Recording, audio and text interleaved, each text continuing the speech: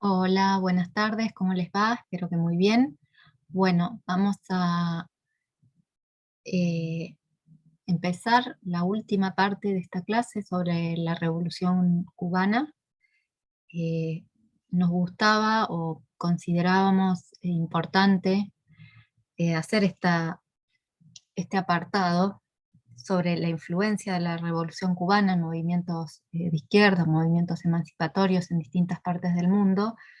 em, Porque en general todavía estamos un poco capturados por una visión anglo-eurocéntrica de la historia mundial, y en general entonces se suele estudiar los procesos latinoamericanos como cajas de resonancia, como em, consecuencias de lo que acontece, de los procesos que se desarrollaron en los países centrales, o para decirlo con más propiedad, los países capitalistas independientes, específicamente el norte. Entonces, acá queremos pensar cómo una revolución acontecida en un país muy pequeño, en una isla de una de las zonas del mundo más empobrecidas, como es el Caribe, prendió como ideario, como demostración, como ejemplo, en amplios movimientos políticos y sociales que iban surgiendo a lo largo y ancho del mundo. En este momento de la historia del siglo XX, que como vimos en la clase anterior, denominamos o podemos caracterizar como un ciclo de revoluciones populares. Por supuesto que este ciclo no tiene un solo origen, y no fue solamente Cuba, sino que hay una oleada revolucionaria nacida en distintos territorios o países oprimidos del mundo. Y también, como ya dijimos en la clase anterior, no solamente se está cuestionando el aspecto estrictamente económico del sistema capitalista, sino que es un momento eh, en que se está poniendo en cuestión, se está desafiando, se está criticando todos los valores y formas de la organización social. Aspectos económicos, por supuesto, y políticos, pero también los morales, los culturales y los sexuales. Eh, para este apartado vamos a seguir particularmente el texto que se titula Influencia de la Revolución Cubana en la nueva izquierda de Europa y Norteamérica entre los años 60 y 70, de la politóloga Iranxe Perea Oserín. Pero valga la aclaración que, si bien ella, por esto que les decía y por eso nos parece interesante el texto, hace este ejercicio de análisis de la influencia de este pequeño país del Caribe sobre esos dos territorios tan centrales como son Norteamérica, digo centrales en términos geopolíticos, ¿no? Como son Norteamérica y Europa. Por supuesto que no es solamente en Norteamérica y Europa donde va a tener influencia la Revolución Cubana. Ya lo vimos también, ni qué hablar en América Latina y también en otros países del sur global, ¿no? Pero acá nos vamos a detener específicamente en la influencia hacia esos eh, dos lugares del norte mundial. Eh, Perea Oserín también nos parece importante su punto de partida de cómo define a las revoluciones, que no las entiende como alteraciones particulares y transitorias de un orden general, es decir, no la entiende como una anomalía, eh, sino como expresiones múltiples de un conflicto más amplio que inciden, que tienen influencia, no solamente en los lugares en donde se llevaron a cabo dichas revoluciones. Va a plantear que incluso en los estados y sociedades en que combaten y se oponen a las revoluciones, en parte por temor a que prenda la mecha del ideario revolucionario en esos estados, suelen plasmar algunas políticas más democráticas y de cierta ampliación de derechos a favor de los sujetos subalternizados o sectores subalternos. Esto es una generalización que tiene muchas excepciones, ¿no? Pero en términos muy generales podríamos pensar que está en lo correcto. Por otra parte, además del contexto en el que se produce la Revolución Cubana, que es importantísimo para entender este grado de influencia que va a tener, también es necesario comprender que la propia revolución, quienes la llevaron adelante, se dieron como política justamente exportar la revolución, o entendieron que parte del éxito de la revolución tenía que ver con influir sobre otros lugares del mundo, ¿no? Entonces, parte de su política va a estar puesta al servicio de mostrarse como modelos para otros oprimidos, y van a elaborar teorías que sostengan este proyecto político, que difundan, digamos que sí, propagandicen en el buen sentido las ideas y los valores que sostenían a la revolución cubana, al mismo tiempo que también van a dar apoyo más, o sea, van a tener una práctica concreta de internacionalización de la revolución, apoyando ideológica, logística y armamentísticamente a otras vanguardias políticas del mundo. El análisis, entonces, que es lo que va a emprender la autora que les nombré, Perea Oserín, de las relaciones entre la Revolución Cubana y las izquierdas, en este caso, en el recorte que hace la autora, ¿no? Las izquierdas occidentales, que en general van a ser nuevas organizaciones políticas que surgen a partir de las críticas que muchos le hacían a la política del Partido Comunista, o personas que estaban yéndose por desacuerdos con la política del partido en ese momento. Bueno, el análisis entonces de esas relaciones va a demostrar el alto impacto que tuvo y a largo plazo que tuvo la ideología y la práctica revolucionaria cubana.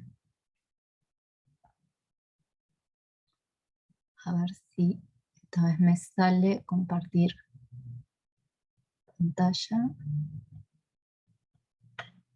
Espero que se vea.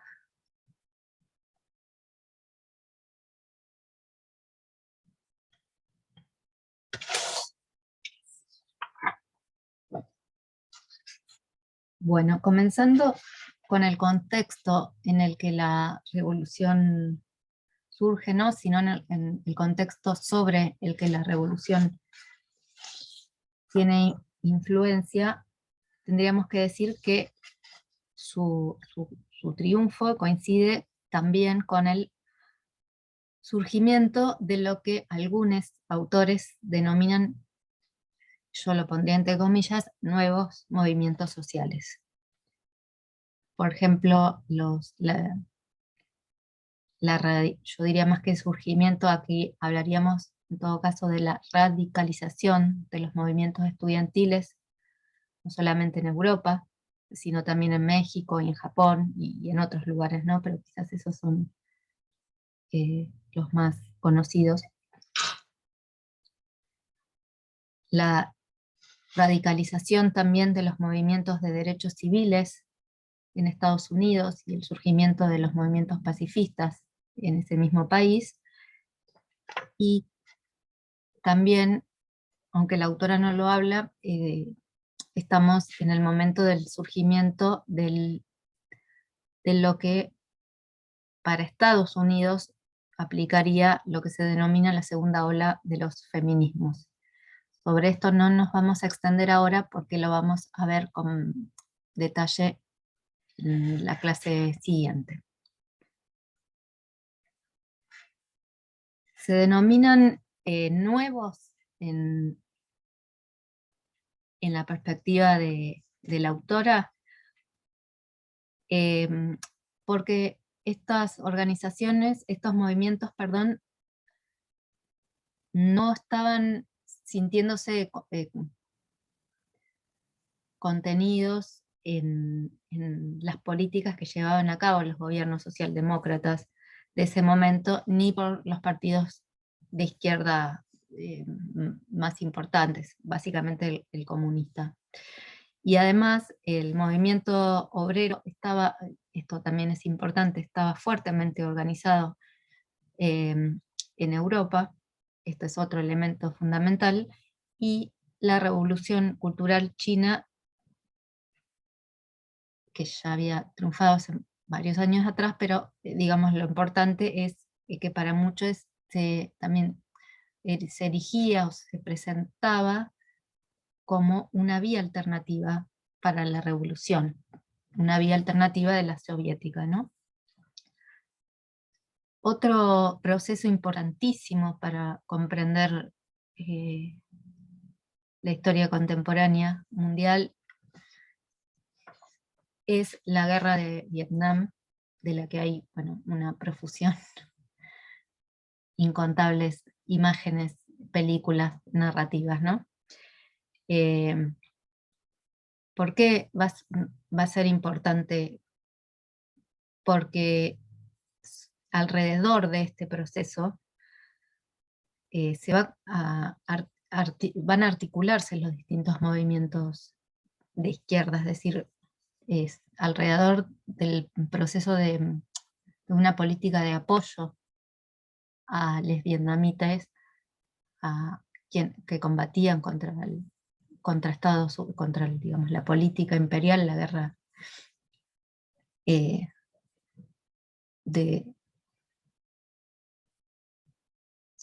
despojo y de invasión de Estados Unidos. Bueno, sobre el apoyo a los vietnamitas, les decía entonces, se van a ir articulando los diferentes movimientos de izquierda.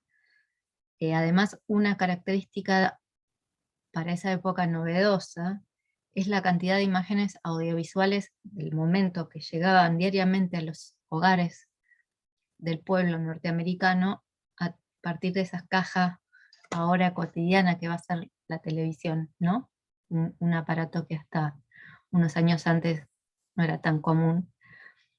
Entonces ver las noticias, las imágenes de la ofensiva vietnamita les hacía ver a los norteamericanos que era imposible, por un lado, ganar esa guerra, al mismo tiempo que va a generar mucho malestar la cantidad de compatriotas de los cuerpos de los muertos, de los compatriotas muertos que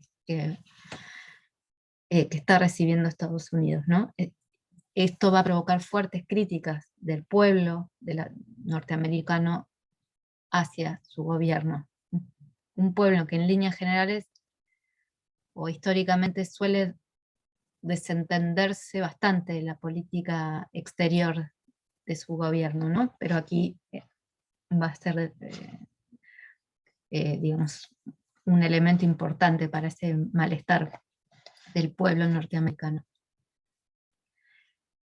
Hay un año que es importantísimo porque parece sintetizar el grado de conflictividad social de por lo menos toda una década, que es el año 1968. Acá vamos a resumir solamente algunos de los tantísimos hitos, eventos, momentos importantes de esa conflictividad que va a tener ese año.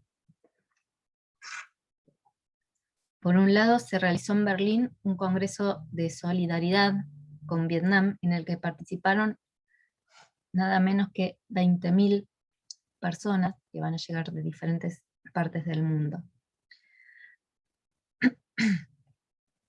En abril, perdón, vuelvo atrás, hay algo importantísimo también que tiene que ver con lo que veníamos diciendo sobre la guerra de Vietnam. El 31 de enero de ese año, de 1968, un contingente de comandos urbanos va a asaltar a la embajada estadounidense en Saigón, al mismo tiempo que las tropas del Frente de Liberación Nacional Vietnamita van a atacar todas las bases militares que tenían los norteamericanos, el gobierno norteamericano, y en todos los pueblos y todas las ciudades del sur de Vietnam. Y 11 batallones entran a la ciudad de Saigón. Esta ofensiva militar es el viraje definitivo, digamos, que va a definir la derrota de Estados Unidos, ¿no? A finales de ese año, entonces, Estados Unidos se va a ver obligado a reiniciar los tratados de paz en París con la delegación de Vietnam del Sur en la mesa de negociaciones. ¿Por qué es importante esto? Porque también junto con Cuba, toda la guerra de Vietnam, pero este proceso en particular, es una gran demostración de que lo que Franz Fanon llamó los condenados de la tierra, los más empobrecidos, los más golpeados, un pueblo que para la mirada eurocéntrica era absolutamente atrasado por su grado de ruralidad, porque quienes lo llevaron adelante eran particularmente trabajadores rurales, campesinos, vietnamitas, organizados, por supuesto, militarizados, digamos, con una experiencia aprendida a lo largo de muchísimos años de haber sido atacados por distintas potencias, pero eh, es realmente una demostración importantísima de haberle ganado a ese gigante guerrero imperialista como era Estados Unidos. Sin embargo, como bien dice el historiador Francisco Pineda, históricamente, digamos, de todos los acontecimientos que se recuerdan del 1968, este es el menos recordado, ¿no? Y es mucho más recordado y visualizado y rememorado y conmemorado en su fecha el Mayo francés, que son las fotos que estamos viendo aquí. Bueno, continúo entonces con otros eventos. En abril de 1968, en Estados Unidos, era asesinado el líder de uno de los movimientos de derechos civiles más numerosos, como era el movimiento de personas afro-norteamericanas dirigido por el doctor Martin Luther King, hecho que va a producir muchísimas revueltas a lo largo de todo el país, eh, que van a denunciar, por supuesto, la miseria, discriminación y violencia a la que eran sometidas las comunidades negras en ese país, cuestión que a la luz de lo que aconteció todo el año pasado, a partir del asesinato de George Floyd, no parece haber sido superado. En Londres, en ese mismo mes, una manifestación contra la guerra incluyó un intento de toma de la embajada norteamericana. En Alemania y en Italia se van a multiplicar las tomas de universidades, y aquí es importante entender también lo mismo que vimos para Argentina, lo mismo para México, podríamos decir, va a ser la expansión y la democratización, de algún modo, el mayor acceso a la enseñanza universitaria, que permite por primera vez el acceso a personas que vienen de sectores sociales de la clase obrera, o por lo menos y sectores no acomodados,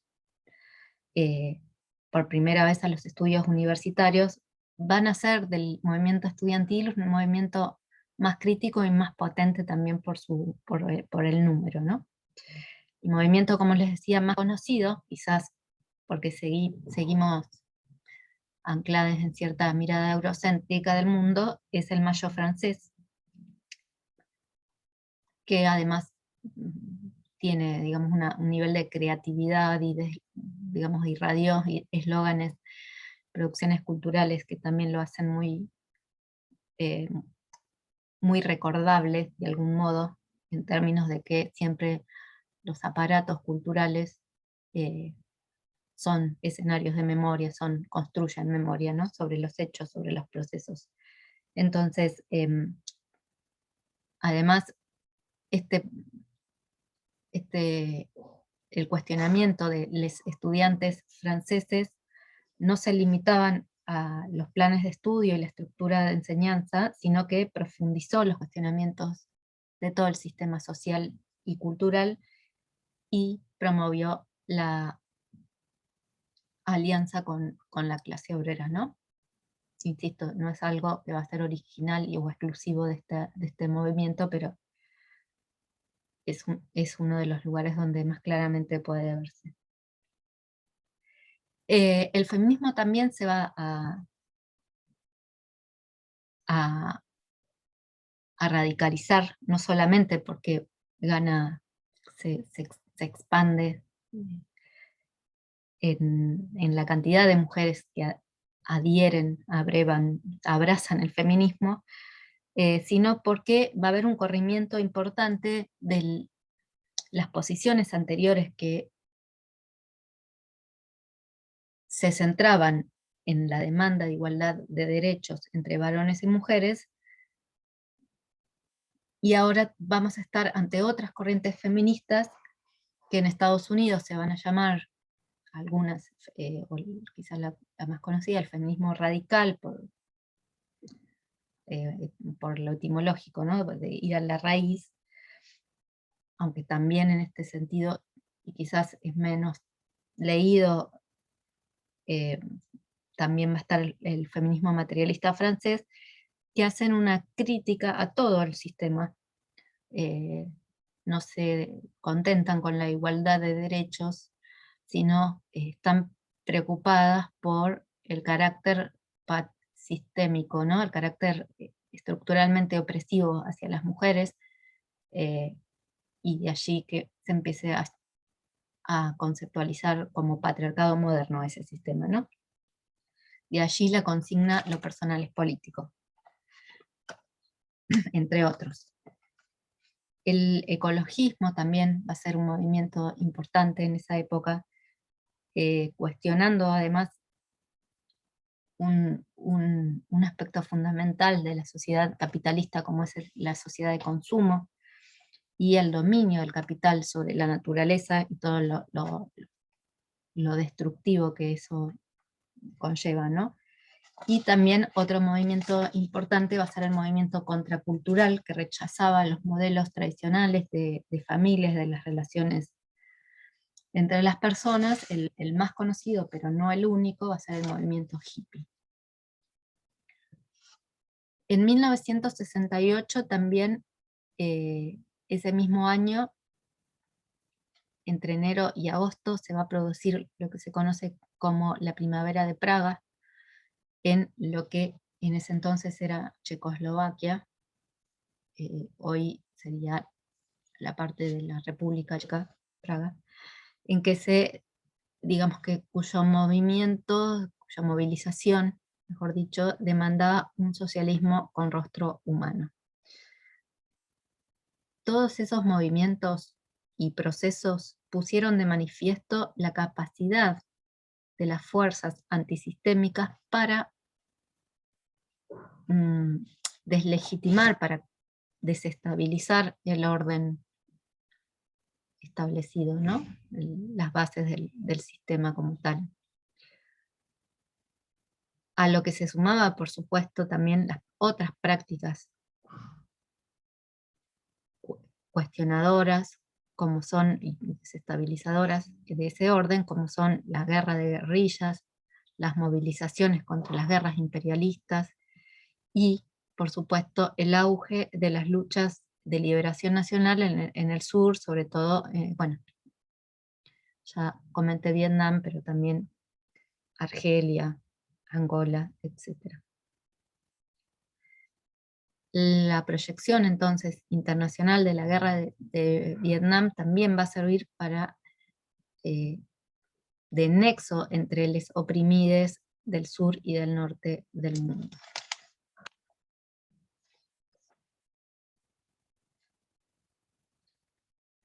¿Cuáles son entonces las principales contribuciones de la Revolución Cubana que va a influir en los otros movimientos? Vamos a resumir solamente alguna de ellas, 3.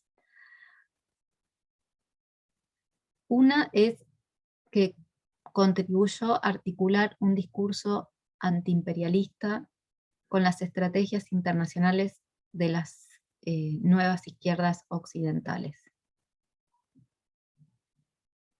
Insisto, digamos, nuevas, acá habría que ponerlo entre comillas porque no es que salgan de ningún lado, sino, digamos, que son reorganizaciones o fragmentaciones, o sí, algunas van a ser nuevas, digamos, de, de, de personas y de colectivos que están teniendo una posición crítica con la política específica y particular de ese momento del Partido Comunista. De ahí, digamos, lo de nuevo, habría que repensarlo. Las solidaridades, entonces, con las luchas en el país, en los países del sur global, permitieron que los activismos y organizaciones europeas y norteamericanas conocieran y adhirieran a concepciones y propuestas que provenían de eso que se llamaba, o que se empezó a llamar el tercer mundo. En ese marco, entonces, Cuba aparece como la vanguardia de los pueblos al comprometerse explícitamente con la revolución internacional a través de la famosa Segunda Declaración de La Habana. Desde principios de los 60 y durante la década siguiente, la estrategia cubana fue adquiriendo cada vez un mayor carácter internacionalista, cada vez más radicalizado, sobre todo después de lo que se denominó la crisis de los misiles, bueno, en oposición a políticas de la coexistencia pacífica promovida por la Unión Soviética. Cuba además asistió a guerrillas, a organizaciones político-militares de Latinoamérica y de África, y envió personas y armamentos y apoyo logístico también a las luchas de liberación nacional, como la de Argelia, la de Angola y la de Etiopía. El segundo elemento es el ejemplo de aquella forma de organización que implicó o que permitió en parte el triunfo de la Revolución Cubana, que fue el método de guerra de guerrillas, porque va a demostrar que las fuerzas populares organizadas pueden ganar a un ejército regular y que además, esto es importantísimo, no es necesario esperar que estén dadas todas las condiciones, las famosas condiciones objetivas, para la revolución. El establecimiento, lo que va a promover los revolucionarios cubanos es que el establecimiento de un foco guerrillero funciona como acelerador de esas condiciones si es apoyado, esto es muy importante, ya lo vieron en los videos anteriores, si es apoyado por las masas obreras y campesinas. Va a ser Ernesto Che Guevara quien va a teorizar sobre la guerra de guerrillas y va a intentar replicar esta experiencia exitosa de Cuba en distintos países. Por ello se va a Bolivia, ¿no? Donde va a ser asesinado en 1967. además de su propuesta sobre la estrategia revolucionaria, Guevara también va a aportar esa visión humanista del comunismo que pensaba la construcción de una sociedad nueva diferente al capitalismo y del socialismo soviético que competían, pero que en la visión de Guevara y del humanismo no terminaban seguían compartiendo una misma lógica.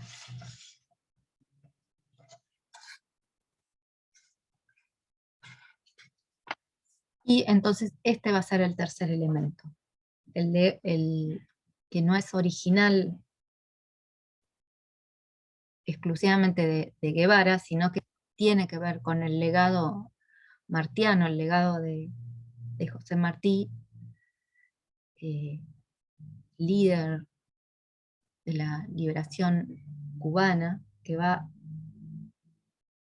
a hacer una referencia ineludible, ¿no?, de las luchas históricas del pueblo cubano, no solamente contra la colonización, sino contra el racismo, la esclavitud, la explotación, y esa influencia se encuentra ya presente en el alegato de Fidel Castro, conocido antes del triunfo de la revolución, el famoso alegato conocido como "La historia me absolverá", y también en la teoría del hombre nuevo de Guevara.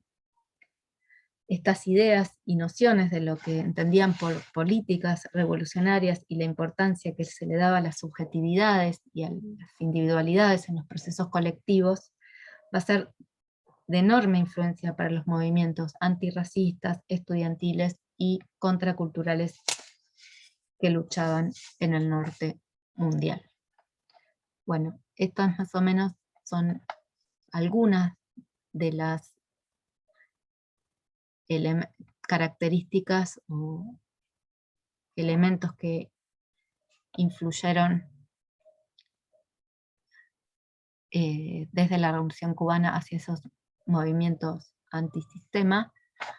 Así que espero que puedan leer el texto que está adjuntado en el campus, y nos encontramos el lunes entonces con todos sus comentarios y reflexiones y preguntas. Que tengan muy buen fin de semana.